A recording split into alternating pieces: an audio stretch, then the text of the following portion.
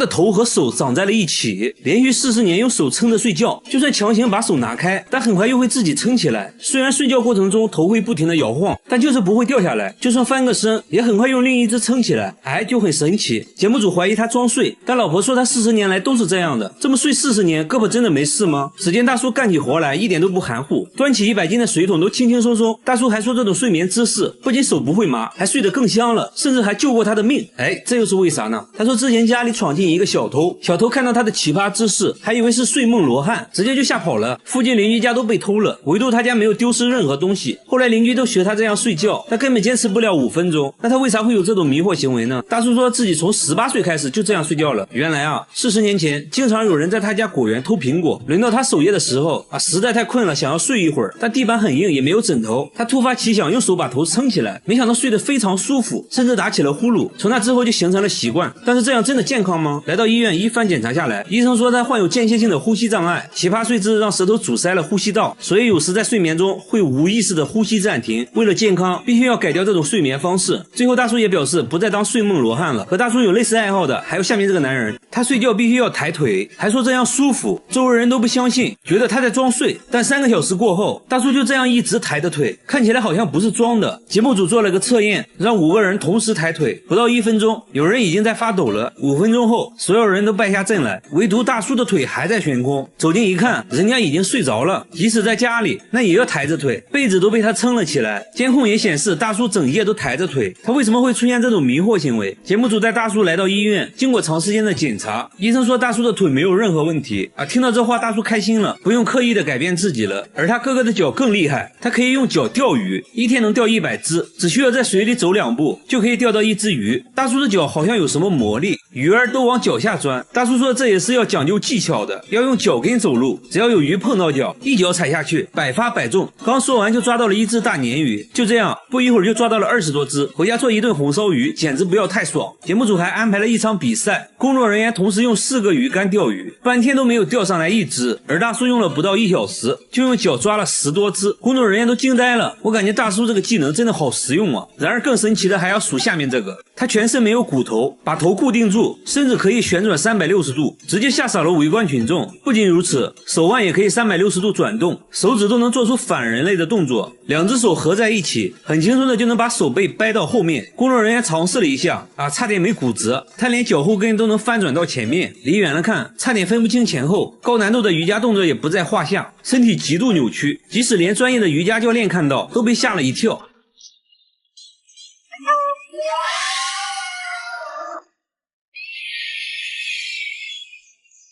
他们说从来没见过这么柔软的人，他还教给瑜伽教练一个动作，结果教练根本做不到这就很尴尬了。他的绝活还不止这些，舌头都能吐出一朵花，而且想要几个花瓣就可以卷出几个，最多能卷出8个花瓣，肚子也可以随意折叠，反手拿东西也是易如反掌，肩胛骨都好像翅膀一样，全身上下都非常的柔软，好像没有骨头的软体动物，真的是一个奇男子啊！好了，我是岳飞，关注我，每天一个迷惑行为大赏。他家客厅成了墓地，每天早上都会出现上万只死掉的蜜蜂，蜜蜂尸体能装满3个垃圾桶。然而更多的蜜蜂还在源源不断的涌进来就算把纱窗打开蜜蜂也不走，好像屋里有什么东西吸引着它。主人也是惨被蜜蜂围攻，蛰得满头大包一到晚上更夸张，整个天花板都会震动，还会传出一种怪声没办法，晚上只能睡在卧室的帐篷里。然而邻居家并没有出现这种情况，附近呢也没有养蜂场，那他们是从哪里来的？为什么偏偏选择他家？他家是有什么东西在吸引蜜蜂吗？真的奇怪第二天节目组再次上门，主人说今天死掉的蜜蜂很少，工作人员敲了敲天花板，里面也没有发出嗡嗡的声音，难道是一夜之间都死了？节目组用热像仪也没有检测到任何温度，决定打开天花板看看到底什么情况，找来了专业养蜂人，一打开就发现一个硕大的蜂巢，蜜蜂也都活着，还发现客厅出现的蜜蜂都是通过电线孔钻出来的。原来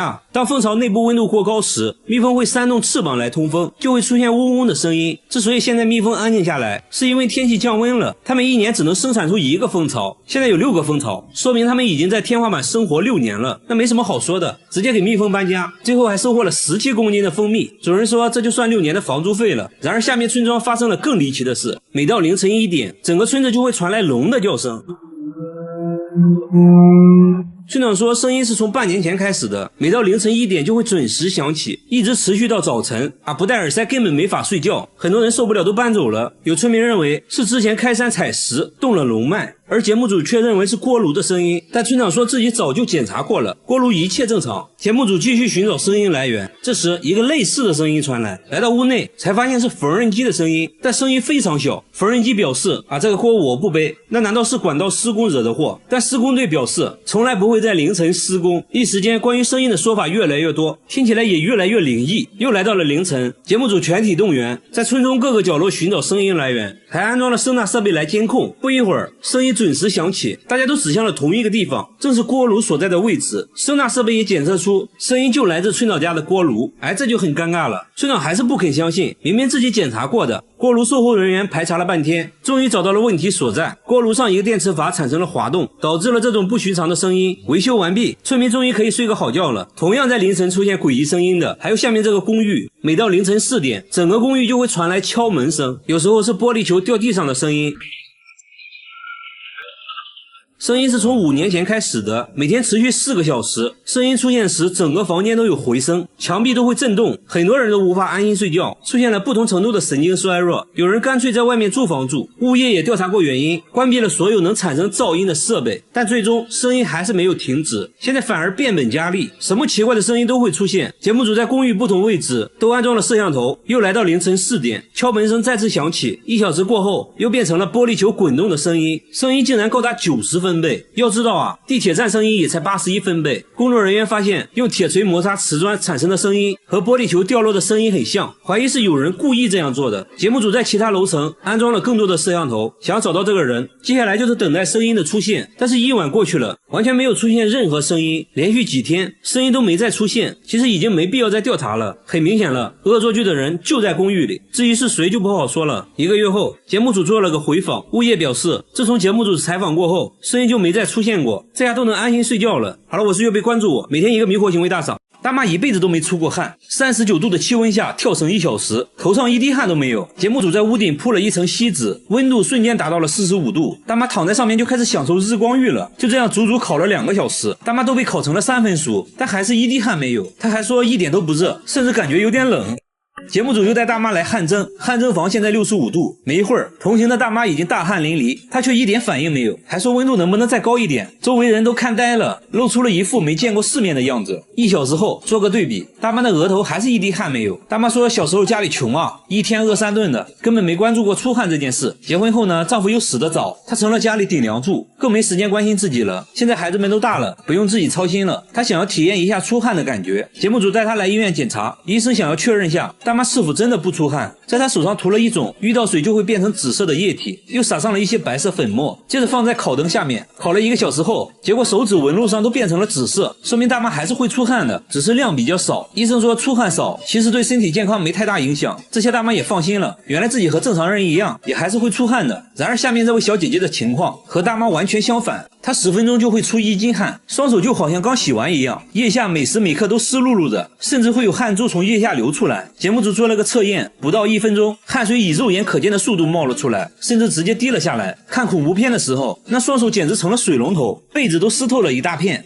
这就很夸张了。他不得不带着一块毛巾随时擦手，这给他的生活带来了很大困扰。想吃零食不行，太滑了根本撕不开，想要玩一会儿游戏，结果触屏就没反应了，必须要往身上蹭2下抹去汗水。下班回家呢，指纹锁根本识别不出来，用键盘打字也同样夸张，指印铺在键盘上就印出水印了，鼠标也像刚洗完一样。写工作报告，汗水都会顺着笔尖滴在书本上。他脚上的情况同样严重，他每天都要更换25双袜子，别的小姐姐包里都是口红、化妆品啥的，他包里却装满了袜子。然而令人惊讶的是，其他身体部位却一点汗也不出，甚至非常干燥。小姐姐也很痛苦，小时候还被朋友嘲笑过，她的梦想是当一名厨师，因为多汗症，她不得不放弃了梦想。去医院检查过后，也没有找到多汗的确切原因。最后小姐姐也想开了，既然无法改变现状，那就接受它，接纳不完美的自己。起，她还做起了直播，大方展示了自己的多汗症。我觉得小姐姐很值得我们学习，保持乐观的心态最重要。然而下面这个大叔的情况更奇葩，他只有半边脸会出汗，左脸汗如雨下，右脸却非常干燥，从中间对分开，即使是嘴巴和鼻子也是一分为二，路人都看懵了。小朋友的表情最真实，更神奇的是，当他吃辣的时候，就换成了右脸出汗，左脸又变得干干净净，把纸巾铺在脸上，右边瞬间就湿透了，左边却一点事没有，很直观的就可以看出区别，两边脸分工明确，始终就只有一边脸出汗。大叔说这种情况是1年前开始的，他之前受了很严重的伤，下半身都瘫痪了，手术后虽然身体恢复了健康，但出现了现在这种情况，他怀疑是手术留下的后遗症，随后来到医院检查，医生说这其实不算后遗症了，是由于术后的脊椎在恢复，中途可能压迫到了汗腺神经，才出现了半边脸冒汗的现象。不过不用担心，等脊椎恢复正常后，汗腺就可以正常工作了，这种情况就会慢慢消失的。听到这些，大叔就放心了，保持乐观的心态，等它自动恢复。但我有个快速恢复的方法，在很热的地方吃辣的，那不就两边都出汗了吗？对吧？嘿嘿，我真是个机智的少年。好了，我是月贝，关注我，每天一个迷惑行为大赏。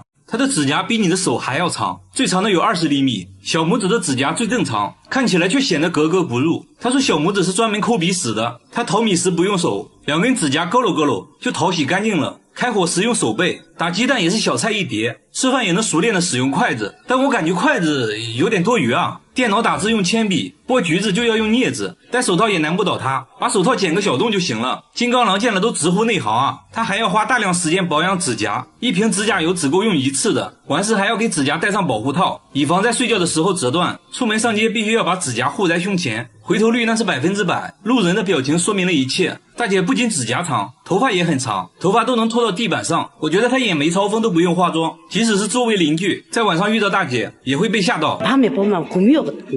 邻居都想不通大姐为啥要留那么长的指甲，原来大姐从小就爱臭美，最喜欢做的就是涂指甲油。有一天晚上做梦，梦中人告诉她无论发生什么都不能剪指甲，否则就会遭遇不幸。刚开始大姐也没当回事，这不就是个梦吗？但是每当她剪指甲就会心跳加速，剪完指甲就会生病，后来就开始一直留指甲了。为了让自己的指甲显得不那么诡异，大姐来到美甲店，店主刚开始也被吓了一跳。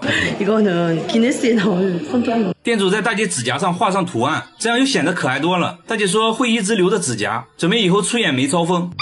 和大姐一样，下面这个男人50多年没有剪过指甲。大叔从小就没有指甲，不仅如此，他连脚指甲也没有，掉在地上的小东西根本捡不起来。对他来说，开易拉罐是最痛苦的。更难以置信的是，他竟然拿不住玻璃杯，杯子在他手里反复滑落。节目组怀疑大叔是故意的，大叔却说自己没有指纹，光滑的东西根本拿不住，怎么可能没有指纹？节目组仔细观察，大叔的指尖确实非常光滑。节目组和大叔一起按手印，大叔的手印模糊一片，没有任何纹路。由于缺少指甲的保护，轻轻按压手指就会带来剧烈疼痛。然而大叔的工作却很依赖手指，他是一名汽修工，工作需要一直动手，就连缠个线圈都会疼痛难忍，哪怕一个小小的失误都会给他脆弱的皮肤造成不小的伤害。他的手上布满了伤痕，即使这样，他也工作了30年，因为要养活一家老小。至于他为什么没有指甲，医生说他患有一种罕见的皮肤病，简单来说就是皮肤黏膜很容易起水泡，而且是遗传性的，没有根本治疗的方法。所以女儿出生的时候，他做的第一件事就是检查女儿的手指。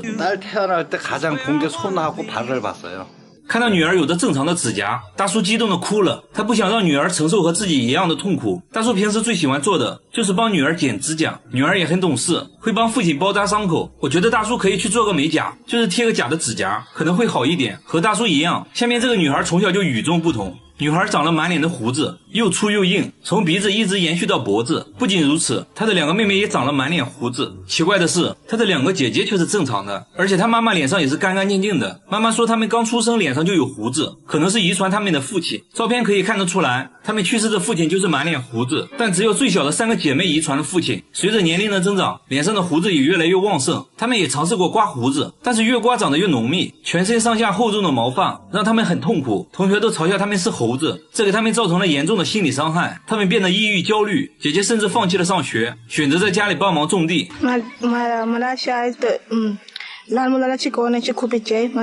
毛发摧毁了他的梦想。为了让2个还小的妹妹摆脱毛发的束缚，他带妹妹来到医院，医生拿放大镜仔细检查，说就算是遗传，这种情况也是非常罕见的，在学术界还没有和他们一样的案例。医生给他们做了激光脱毛，但很快胡子又长了出来。医生把毛发样品寄到了研究所，现在只能等待分析结果。虽然不确定有没有治疗方法，但只要有希望，等待的过程也是开心的。那最后就祝他们早日恢复正常，继续追逐梦想。好了，我是月贝，关注我，每天一个迷惑行为大赏。这是一棵会生钱的树，每天都能在树下找到1枚硬币。这些就是最近收集到的硬币，很奇怪，都是50的。店主说2个月前打扫卫生时，在店门口的树下意外发现的，之后每天都会出现1枚硬币，他也不敢用，只是把硬币收集起来。对于这种现象，有人说柿子树果实累累，象征着家族兴旺，可能是有人对着树许愿丢的硬币。这种说法还是挺靠谱的，毕竟我们这边也有许愿丢硬币的做法。奇怪的是，附近其他柿子树下面却找不到任何硬币，只有他店门口的树会这样，这就有点诡异了。店主很焦虑，这是有人在对自己下蛊施法吗？节目组安装了摄像头，想要找到丢硬币的人。经过漫长的等待，一位可疑的大妈出现了，她不经意地路过柿子树，随手朝树下丢了一个东西。节目组迅速出击，面对质疑，她却说什么硬币不硬币的，我丢的是一片树叶。原来大妈喜欢闻树叶的味道，时间一长，树叶的味道就淡了，自己就随手丢了而已。看起来好像真的不是这位大妈。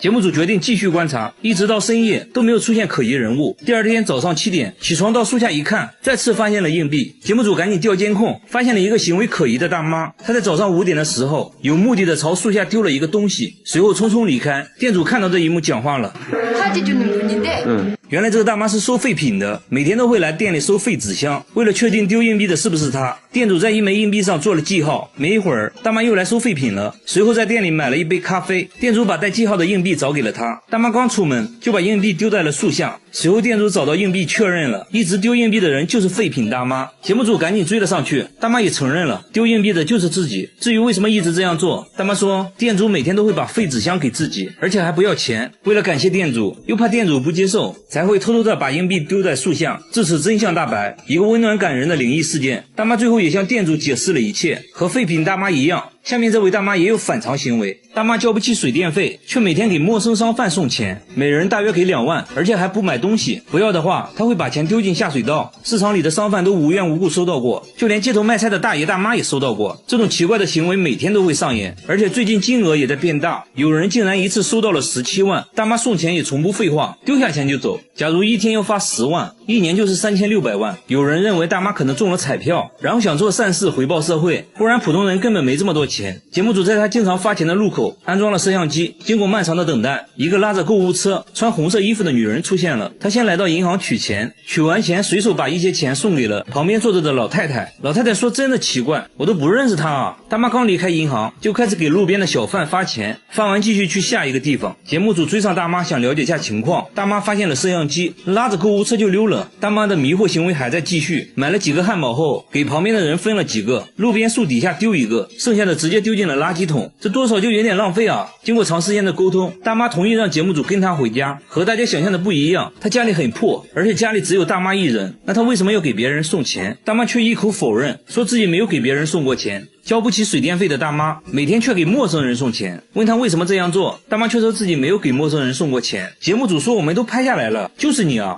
大妈改口说自己是奉命办事的，是大山守护神让自己这么做的。然后大妈又扯了一些有的没的，越说越玄幻。节目组还发现她家一直没有交水电费，大妈的存折上也只有几万块，看起来生活本身就很困难了，根本不足以支撑她每天出去送钱。这时大妈又说自己把股票卖了，但看起来像是临时编的谎话。第二天大妈又去了银行，把刚取出来的15万直接放在大厅的凳子上，谁想要谁要。节目组把钱收起来还给大妈，大妈突然哈哈大笑，直接把钱丢进了下水道。这种反常举动，节目组觉得有必要带大妈去看医生了。街道办事处的工作人员都知道大妈的情况，想要帮助她都被拒绝了。节目组想要说服大妈去医院，还是被拒绝。接着大妈还哭了起来。经过连续几天的劝说，大妈同意去医院。一番交流过后，魏浩宇医生认为大妈患有精神分裂症，同时还出现了幻觉，都是由于长期缺爱导致的。医生建议大妈要敞开心扉，分享自己的感受。街道办事处表示会帮助大妈，给她温暖，让大妈感受到被爱。曾经收到大妈钱的商贩也表示会把钱还给大妈，希望她能好起来。至于她的钱到底哪里来的，节目中也没说明白。就这样吧，如果现实中遇到这种送钱的人，你们一定不要大惊小怪的，请叫上我，谢谢。我是月贝，关注我，每天一个迷惑行为大赏。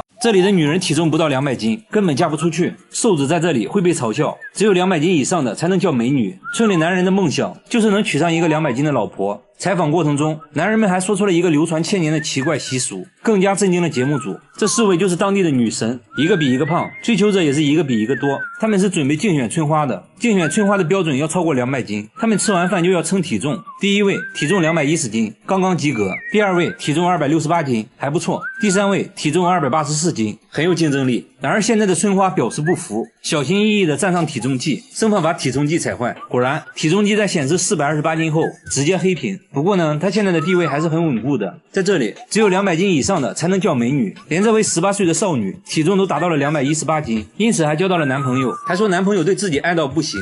出于好奇，节目组决定采访村里的男人，结果大家都说自己就喜欢胖的，越胖越爱，无法自拔，还说这种习俗已经传承了1000年，胖老婆能彰显自己的成功，可以到处炫耀。他们这里信奉一句话，老婆要娶胖胖的，生活才会旺旺的。采访过程中，我们还看到了一对夫妻正在秀恩爱，男人在帮妻子抠头皮屑，眼神中流露着对妻子的宠溺。接着我们又去了村里有名的模范夫妻家里，一进门就看到女人在睡觉，丈夫小心翼翼地把妻子叫醒，还贴心地给妻子涂抹爽身粉，防止起痱子。女人说结婚16年，丈夫一直都是这样宠自己，感觉自己就像小公主一样，还说自己结婚前瘦瘦巴巴的，一点都不好看。啥也别说了，直接上秤吧，294斤，果然是标准的美女身材。工作人员想要挑战下，把300斤的小公主背起来，是种什么体验？结果呢，差点骨折。女人又向节目组展示了自己的衣服，看着异常肥大，女人却说这是为了凸显身材的紧身裤。接着呢，还穿了起来，看得出来确实很凸显身材。她每天的工作就是吃饭、睡觉、看电视，最常说的话就是饭做好了吗？丈夫听到就赶紧去做饭，说娶个老婆不容易，关键呢还娶了个这么漂亮的，自己的老婆肯定要自己疼。女人拍着快饿扁的肚子，焦急地等待着。终于丈夫端来了饭菜，直接端到了妻子面前，赶紧给妻子盛了一盆。妻子接过米饭，大口开造，不一会儿一盆米饭就见了底，酒足饭饱，拍拍小肚腩，赶紧补个午觉。洗碗这种小事肯定是老公的，妻子只负责胖就行了。女人还告诉节目组自己保持身材的秘诀，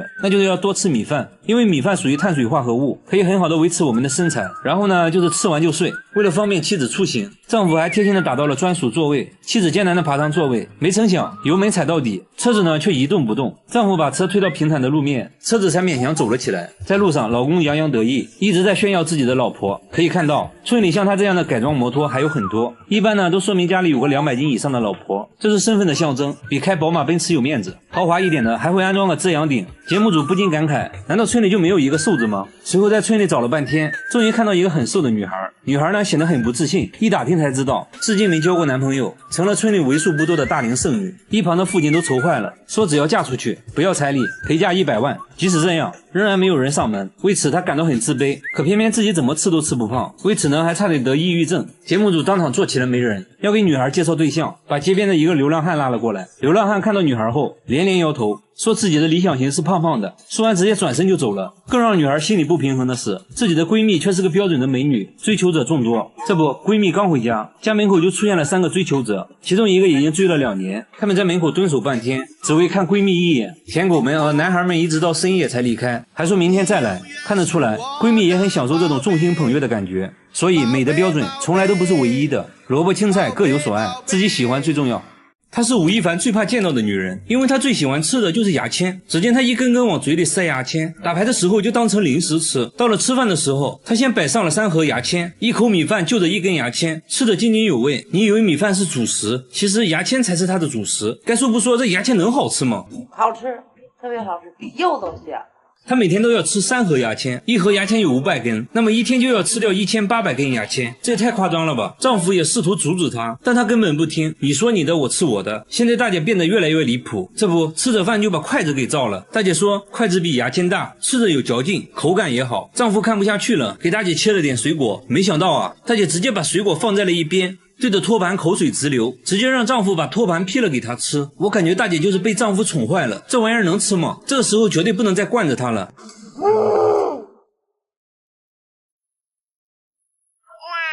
靠，当我没说。看来只要是木制品，大家都想尝试一下。她边吃边发表看法，说托盘没有牙签好吃。那么她是什么时候爱上牙签的呢？原来大姐之前患有严重的胃溃疡，有一次当她意外吃掉牙签时，她的病竟然好了。从那以后，只要胃疼就会吃牙签，慢慢的就上瘾了，宁可不吃饭也要吃牙签。但是大姐的身体真的健康吗？胃肠啊，有什么胃镜啊都透了，没有关系。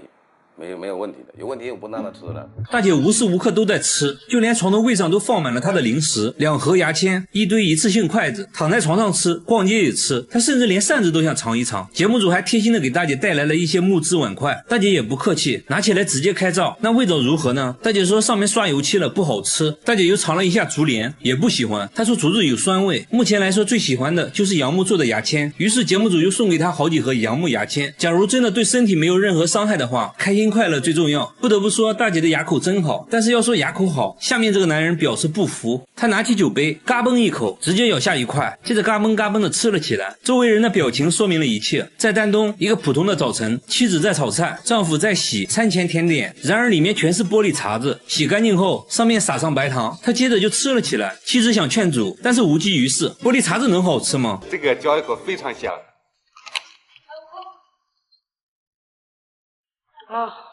节目组检查了一下他的牙，除了有点参差不齐外，没别的毛病。那么他到底为什么要吃玻璃？大叔说这个要从20年前说起。20年前他是一个销售，刚和客户签了一个大合同，由于自己不能喝酒，被客户一番羞辱，说他不爷们儿。为了证明自己，他拿起酒杯嘎嘣嘎嘣的吃了。从那以后他就爱上了玻璃的味道，他会在玻璃店找各种边角料，不同厚度的玻璃吃起来口感也不一样。挑选完毕，带着他的美味甜点回家了。回家后会根据口味对他们进行分类。他说医院的吊瓶最好吃，酥脆有嚼劲，口感极佳。而灯泡吃起来就差一点，但也很爽口。那么他一天要吃多少玻璃碴子呢？2个啤酒杯。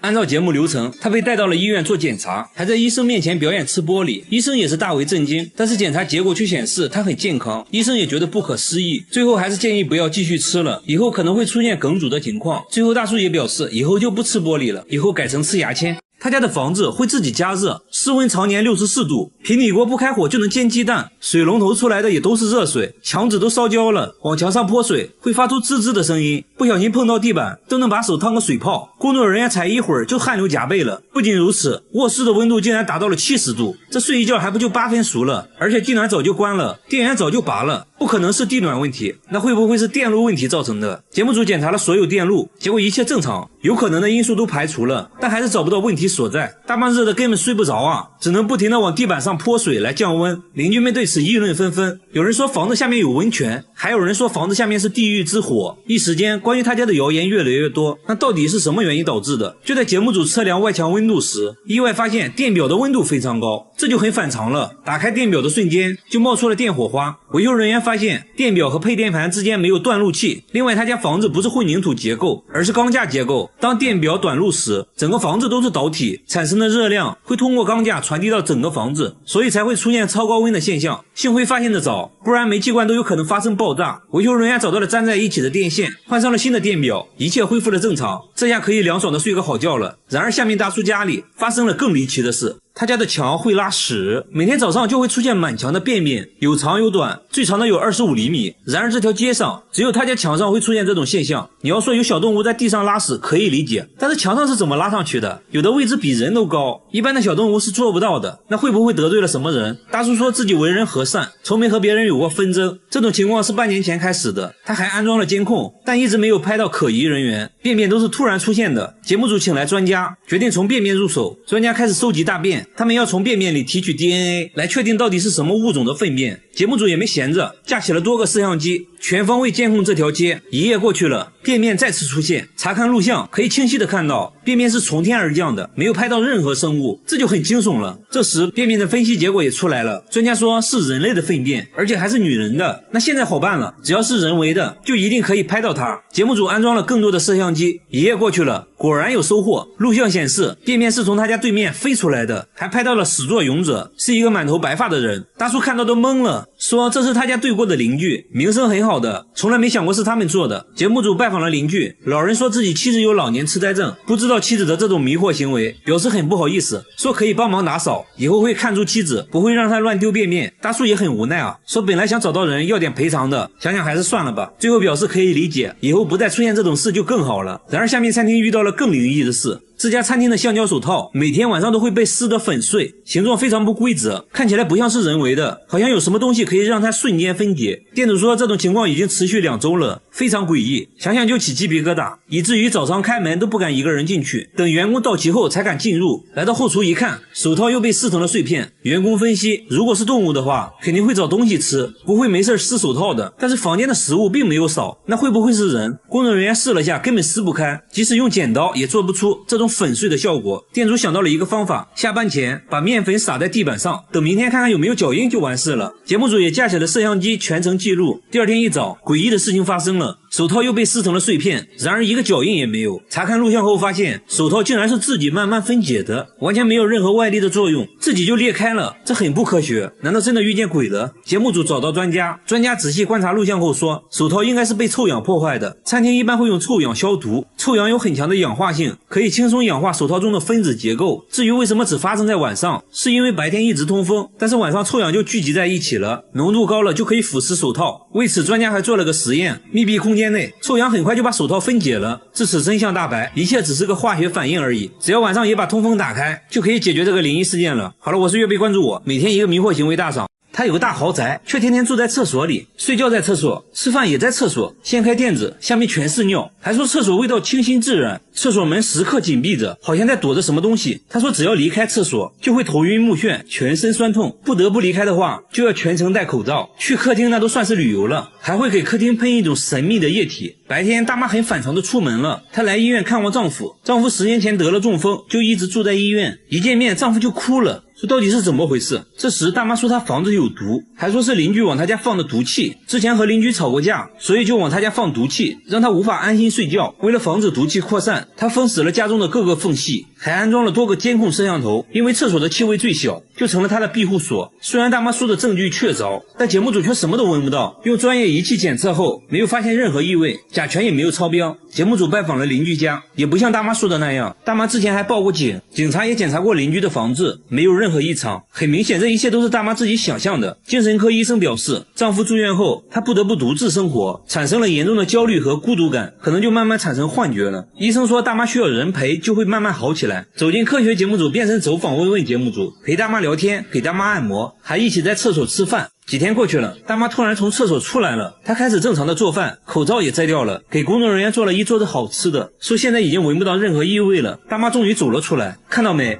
对象的赶紧找个吧，不然老了真的会很孤独的。和大妈一样，下面这个大姐的情况也不容乐观。大姐每天穿着用2万个曲别针做的衣服，衣服重达50斤，就这样在家里穿了10年，家里堆满了各种杂物，在家只能爬行，所有东西都被装在塑料袋中，甚至天花板都用塑料袋覆盖着，窗户也被封上了。洗澡也不脱衣服，只见她洗着洗着突然站在了马桶上，她竟说不得不这样做，她究竟在躲避着什么？大姐说家里有电磁波辐射，让自己非常痛苦，她认为曲别针可以屏蔽辐射，才用曲别针做了这件盔甲。为了验证她的说法，节目组请来专家测量房子的辐射量，结果房子几乎没有任何辐射。工作人员建议她脱掉铠甲，大姐犹豫再三，决定试一下。没过1分钟，她突然把头埋进了被子里，表现得很焦虑，还说自己疼得受不了了。接着又开始穿铠甲，穿完大姐长舒一口气。节目组找来了心理医生，一番交流下来，大姐突然哭了起来，缓缓说出了藏在心中的秘密。在她年轻的时候，被一个陌生男人跟踪了长达半年，她搬过好几次家，都会被找到，会在半夜敲她的门，还经常给自己发骚扰短信，换手机号也没有用，感觉自己时刻都在被监视。从那之后，她变得非常敏感多疑，以至于能感觉到手机发出的辐射。她以为随着时间的流逝，自己会慢慢好起来，没想到却变得越来越严重。医生建议大家不要逃避，要直面内心的恐惧，即使暂时无法克服，也要学会和恐惧共存，学会接纳自己。和大姐有相似打扮的还有下面这位大叔。大叔的口罩是用沥青做的，衣服上也涂满了沥青，还说自己不能暴露在阳光下。他家里也非常昏暗，没有任何一盏灯，插头都被拔了下来，即使是一个信号指示灯都会被他用黑色胶带盖上。电视也被大叔故意砸坏了，家里所有的电器都处于失灵状态，唯一有用的就是电脑，但用电脑之前必须全副武装，最多只能使用3分钟，不然身体就会疼痛难忍。他还去过很多医院，医生都说他身体很健康。说话间他突然紧张起来，紧紧盯着100米开外的一辆汽车，戴上了口罩和帽子，还说是为了安全。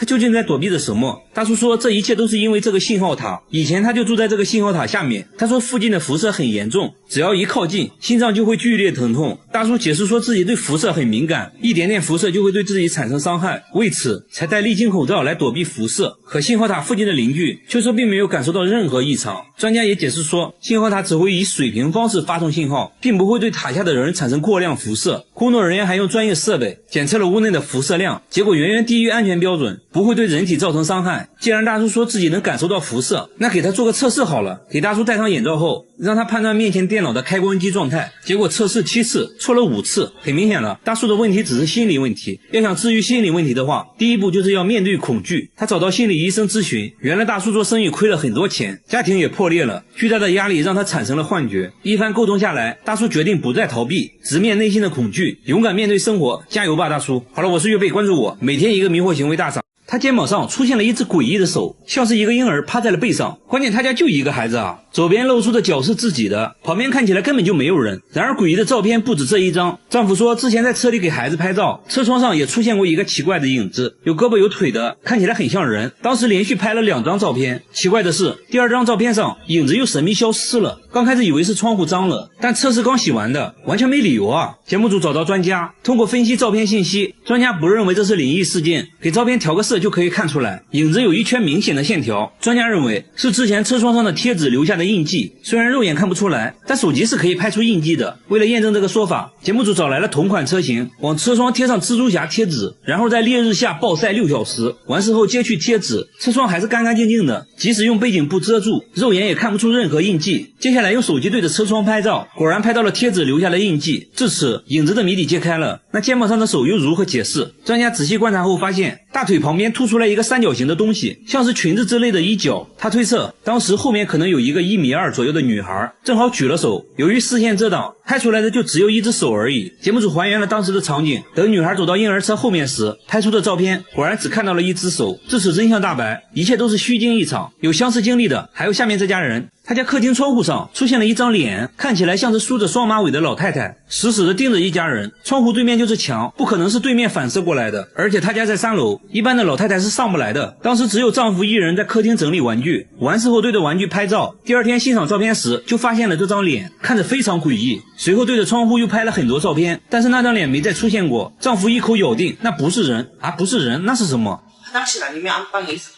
专家分析后确认了照片的真实性，考虑到房子的周围环境，专家认为是屋内某个东西反射在了窗户上。仔细观察后，在出现脸的位置找到了凳子的影子。妻子说之前确实会把衣服挂在凳子上，专家表示应该是衣服的褶皱正好反射在了窗户上，才形成了脸的轮廓。接下来还原现场，把相机架在当时拍照的位置，在椅子上挂好衣服，弄出人脸的轮廓，然后拍出的照片中确实有类似脸的东西出现了。专家把衣服弄出更多褶皱，反复调整，终于5个小时后拍出了和之前一模一样的人脸，都是一种巧合而已。然而更诡异的还在下面，每到深夜，村里山坡上就会出现一张脸，脸部轮廓非常清晰，就这样一直盯着整个村子。村里老人说，山坡之前就是墓地，到现在还有好几座坟墓，已经不知道主人是谁了。村里另一位大妈也说，在她小时候，山坡上还发生过一起惨案，一家3口惨遭灭门。一时间关于这张脸的说法越来越多，听起来也是越来越灵异。节目组架起了摄像机，全程记录，想要一探究竟。天渐渐黑了下来，那张脸也慢慢浮现了，看起来有鼻子有眼的，像是一个男人的脸。村民议论纷纷，有人说是来寻仇的，有人说是来索命的，反正大家都很恐惧。节目组的摄像师超勇的好不好？他决定在山坡上近距离观察，当他拨动一下树枝，这张怪脸的形状竟发生了改变。摄像师差点笑了出来，说山坡上的树被路灯反射后就会形成对称的阴影，看起来就像是眼睛，而树干看起来就好像鼻子，周围的藤蔓就成了脸的轮廓，一切都是错觉而已。得知真相的村民表示，哎，你别说，现在看起来还挺可爱的。还有人说现在看起来像企鹅，这就很尴尬了。说实话，我看这种灵异事件都是笑着看完的，希望你看完也能开心。好了，我是岳贝，关注我，每天一个迷惑行为大赏。